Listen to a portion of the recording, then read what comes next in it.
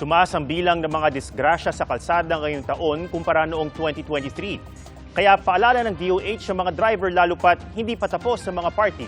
Tiyaking sapat ang pahinga at hindi dapat nakainom. Saksi, si Nico Wahe. 496. Ganyan karami ang road traffic incidents na naitala ng Department of Health mula December 22 hanggang kaninang umaga sa 8 pilot sites na binabantayan nila nationwide. Sa panahong yan, kabi-kabila ang Christmas parties at inuman. Ayon sa DOH, nangunguna sa kanilang datos ang Region 2, sinundan ng Region 7, Region 11, pang-4 ang NCR at pang-5 ang Region 1. 33% na raw na mas mataas ang kaso ngayong taon kaysa 331 lang na kaso noong 2023. Kaya tinatawag namin itong road traffic injuries or maririnig nyo road crashes, ayaw namin siyang tawaging aksidente. Dahil ang aksidente, ibig sabihin ay hindi maiiwasan.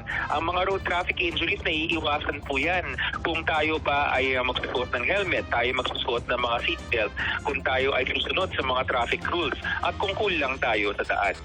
70% ng mga kaso ay mga lalaki ang biktima, na karamihan ay edad 20 to 24. 427 daw sa mga sangkot ay hindi nagsuot ng mga safety accessories, gaya ng helmet o seatbelt sa mga sasakyan. Mga sugat o mga uri ng mga tama na nakuha ng ating mga kaso ay in descending order: abrasion, contusion, open wound, closed fracture, avulsion, saka open fracture. 356 o 72% naman sa kabuuang bilang ng kaso ay kinasasangkutan ng mga rider o mga nakamotorsiklo, kung saan 10 lang sa kanilang may suot na helmet. 6 sa 496 ang namatay at 4 dyan mga nakamotorsiklo. Lumalabas din sa datos ng DOH na 83 sa mga sangkot sa road traffic incidents ay mga nakainom. Paalala ng DOH, salubungin ng ligtas ang bagong taon at kung may pupuntahan at lalabas, siguruhing nasa tamang kondisyon na magmamaneho, pati ang sasakyan.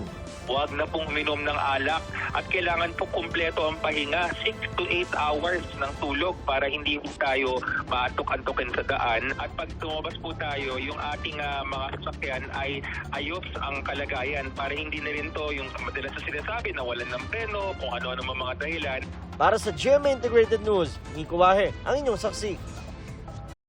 Mga kapuso, maging una sa saksi. Mag-subscribe sa GMA Integrated News sa YouTube para sa iba't ibang balita.